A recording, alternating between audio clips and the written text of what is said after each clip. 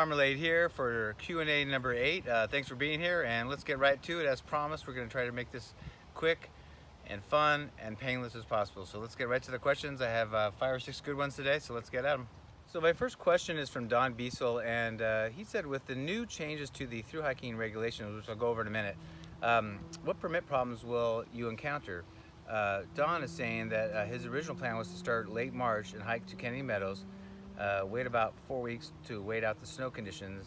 Now he's seriously considering going Sobo. So this is really a crapshoot. I mean, how do you know when you're picking your permit date and direction how the weather's going to be? So I'm thinking about going northbound and continuing northbound because it feels natural, and maybe starting in June, sometime in June, depending on the weather, and go from Kennedy Meadows, go through the Sierras, and just go the rest of the way all the way into Washington and finish my hike. I have about 1,750 miles to go. So that's what I'm planning on doing, but it's really a crapshoot. You have to just pick what time of year, because obviously southbounders start later, northbounders start earlier. What works better for you time-wise? Personally, I'd rather finish in Washington and cooler weather, and the people are down here that are coming and finishing the hike now. It's still pretty hot. I live in San Diego and I hike in the desert all the time, and it's still in the 80s and 90s out there that people are finishing, and the water's scarcer when it comes to caches, and there's no water flowing into the creek, so it's a little bit more sketchy, but people are finishing, so it's doable. Let me read you a couple of the changes that happened, and this is what he's referring to. So I'm reading off my iPad because I'm filming on my iPhone. So the changes this year to the long distance thru hiking permit is they're going to be issuing southbound permit dates, so you can't just go, you don't just get one and go. Last year it says that on July 1st, which is like a demarking date of when people start southbounding, there was over 160 people on the trail, and I was up there about that time, and there's people everywhere. And so 160 people, that would not only make it impossible to find camping spots, but it thrashes the trail, you know, too much wear and tear. That's why we do 50 permits per day.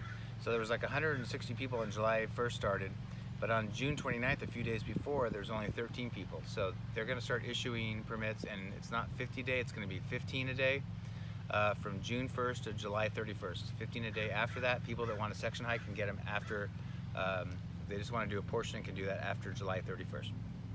So the much talked about rule is changing this year when it comes to the Sierras. It says here, let me read it just right off the site here. Travel in Southern Sierra, Kennedy Meadows South to Sonora Pass must be continuous with no skips or changes in directions. If you exit the Southern Sierra to do more than resupply or wish to re-enter at a different trailhead, perhaps after hiking elsewhere, you must obtain a new permit from the local land management agency if you wish to hike in the Southern Sierra. Your PCT long distance permit will no longer be valid for travel through the Southern Sierra, as your travel is no longer continuous. So the key is continuous. You know, if you do have to come out of the Sierras at certain places like Kearsarge Pass and get a resupply and come back. That's normal. But if you wait too long, or you change directions, or you stop for a month because of the snow and all that stuff, it voids your not your warranty, but your permit. So those are the two main changes. Question number 2 is from Gareth Jones. He asked me, how do you store all your footage you take? Do you just use your cell phone? And do you take a regular camera with you too? So, good question, Gareth, and that's something I was really concerned with. If you see, I did a daily vlog, and at the volume that of pictures and video I take every day on the trail, I was worried about that. I happened to get, right before my hike, the new iPhone 10, and I got the 256 megabyte, so the most memory you could get. I had asked some of the Apple guys, and it said it could hold like, I don't even know, 10 or 20,000 pictures. I forget what it was. So, but what I had to do basically was, I pay about, I want to say it's $10 or $15 a month to have a much larger iCloud. And so that's where, so when I get into town, it's very hard on the trail because, you know, the signal and the Wi-Fi and all that stinks. But when I got to a town that had a strong signal, I would back up my phone to my iCloud so I didn't lose anything. Because I plan on doing one decent size epic movie, basically, or video of my whole trail when I finish. So I wanted to make sure I had all the footage, and then I can go through that later. On the trail in my tent, I do try to delete pictures that aren't good or things that didn't turn out, but I don't always get to it. So my phone has a lot. I use the iCloud, And I'll go over my, I've done it a little bit, but I'll go over what I use on the trail. I keep it very simple, keep it light, keep it physically small. I don't bring a camera, I just have a cell phone. And I have an eye on that new iPhone 11 I'm thinking about, but it's kind of expensive. But I tend, as you can tell, takes great video and great pictures, so I've been happy with it. But yeah, so that's how I do it. Question number 3 is from Jill B. And she asked me, what is your opinion on whether most people should start their thru-hike alone or with others, and why? So this is a great question, because when I first started hiking 4 years ago, I was kind of a little bit even kind of scared to go out and backpack by myself out here on the PCT in the desert by myself. So I did groups. Then I graduated when I felt I was confident and competent enough to go by myself. But I wondered if I ever did a thru-hike, what would I do? And I didn't have much experience. So I actually found a guy's blog. So not vlog, but blog, so their website. And so I got into this the start of 2016, and he had done the trail in 2015. And I found his blog online, and he just said he was a beginner, a novice. He leaned on YouTube videos and people like himself that knew more what gear to get and how to do it. He didn't know anything about it, and he went for it, and he actually made it all the way. So in 2016, and he had said on there, just write me if you have some questions. And I've never really written anybody like that, but I just said, you know, how long does it take? What's it cost? This and that. But my main thing was, you didn't go by yourself, going into the wilderness by yourself. And he said that there is no hard and fast rule. Like if you're a couple or you're with your buddy or your girlfriend, he kind of understood, you know, going with somebody else. But he said he went by himself, and I would say, I don't even know, there's no actual percentage, but 95% of the people or more go by themselves. They start by themselves. And there's a bunch of reasons for it, but he goes, if you go with a best buddy or a spouse, what are the chances for 5+ months you're going to be on the exact same schedule every single day? And you know, I might want to keep hiking into the night, and you don't. I want to take a 0, you don't. Your knee hurts, you're going slow, and I'm going too fast, and all that stuff. It's all human nature, and there's no way, it doesn't matter how much you care about somebody, it's going to be no way that you're going to be on the same schedule. So there is a lot of compromise. But some people get bitter or angry because they don't feel like they're hiking their own hike anymore. They're hiking somebody else's hike. You go by yourself. He gave a great example that he was with a great tramily, and by the way, people form tramilies, which are trail families. And you find people that you get along personalities-wise, and you kind of hike the same pace as. And he said a perfect example was he was with this tramily for a month, and they were doing great. And then one guy kind of started to take over, and he started saying, okay, we're going to leave by 7, and we're going to do this many miles, and this and that. And he was a kind of a take charge kind of guy, and he didn't do it in a mean way, but he said I could either yell at the guy and make him feel bad, but he's just being himself, or I just kind of separated myself from the group, and I took a 0 or went ahead or something and said I'll catch you guys down the trail, and eventually made a new tramily. But you know, you can't fault other people for wanting to hike their own hike, however that is, but you can just, when you're by yourself, you can do whatever you want. So that's kind of how I looked at it, was that be mentally prepared to hike the whole thing by myself, but I'm sure I wasn't going to. There's plenty of people out there. So when you go by yourself, you have lots of options. Some people are not comfortable going by themselves, or they want to go with their spouse or friends, and I totally get that. Some of these trails will sometimes split up people because you're just around each other every single second, you know, and this is a hard trail, so you have to have a pretty strong connection and friendship to do it with somebody. So Jerry Williams asked me, what was your top 2 or 3 biggest challenges each day through hiking, and what is the top 2 or 3 easiest things? I would say that the hardest thing about through hiking in general is the mental side of it. Once you hike for a while, you get in I mean, it's physically demanding, but once you get in good shape, you know, it's not like you can't handle it every day. You know, you work yourself into 20 and 30 mile days. But I would say the mental side of it is one of the hardest things, is keeping your head in the game. People a lot of times quit for no reason, or just except for they're tired of it. And anything that's this demanding and this amazing and this hard is going to be mentally and physically demanding, and you have to know that.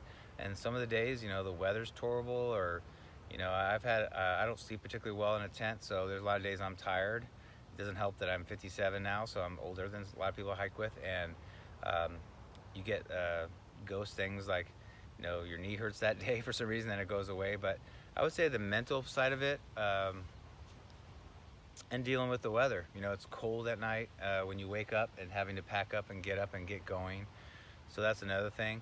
Those are the toughest things for me, but I just enjoyed it so much that some of those things it's part of it, and you know, the trade-off is well worth it. So for me, but those were probably the hardest things. The best things is a few things. Is the people you meet, whether you hike with them or they're trail angels, things like that. People that give you rides, but people you meet along the trail, whether you're hikers or not. And really the main reason why you're out there and it's the beauty of the trail and having the privilege to walk across the country in the wilderness and the views. I mean, you know, if you're doing a 20-25 mile day, you might have to go over 2 to 4 or 5 mountains, but the views you get are the payoff. So that's easiest and best things for me is that I feel like I've earned it. I've kicked that mountain's butt. I'm at the pass and the views are the payoff, and it's just amazing. So yeah, those are probably the best things. Okay, so number 4 is from Jeff Roberts. He says, I'm planning on hiking the PCT in 2020 and will be 58 years old. Since you're right there with me in the age bracket, what were some of your aches and pains that you might have surprised you that you materialized? Any exercises you wish you had done prior to your hike to maybe alleviate them, or gear that might help? Shoes, packs, things like that. I get asked this a lot about how to get ready for the trail, and it depends where you live too, but just there's nothing that replaces hiking. Just hike.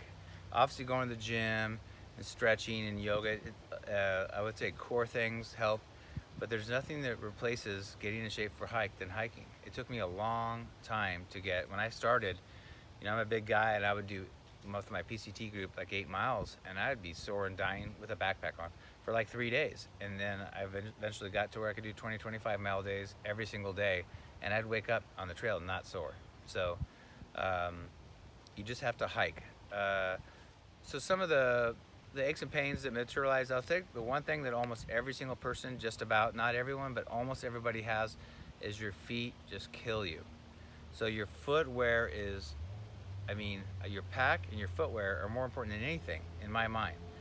If you're on your feet and you're just beating them up, and you know, whether it's insoles or the right shoe, there's so many people I saw that would just get shoes and not even try them out, or will hike a bunch of miles in them to see if they're even great for their feet and show up on the trail and then have massive blisters. So get your sock and your shoe system in place. Whatever, you know, shoes are personal, so it depends on your feet. So get shoes that fit you right and test them out. Make sure they work before you get on trail. But your feet just hurt all the time, and I just remember that I was in such good shape and I was leaning down, losing weight, so it made it easier to hike. But I remember with all of us, and I'm talking, I hiked with Adam and Grant, who were 20 and 21, and we would stand up and your feet just kill you. And it's like, I call it the first stand, because you stand up and you just kind of assess how you feel. And then really, you know, by the time you walk around and put your tent up and you pack up, your feet already feel like 75% better. And once you walk, then it goes away. But it's just, it's not that you're damaging your feet, it's just that you are literally on your feet the whole day with a heavy pack in the mountains, and it's just a lot of abuse to your feet. You just wear your feet out. So I didn't get one blister, but my feet were just worn out and tired every day.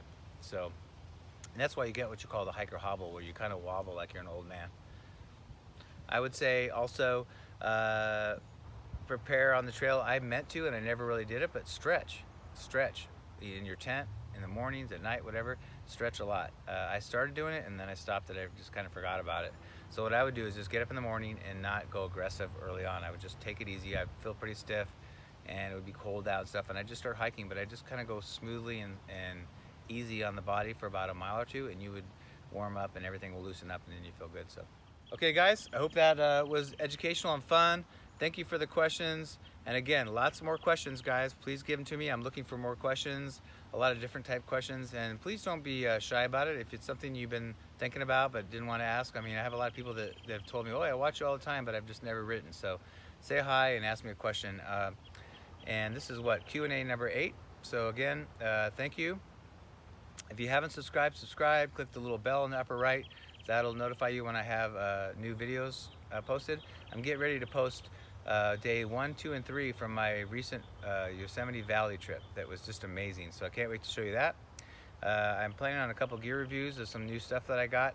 Just trying to find time to do it with all these other videos.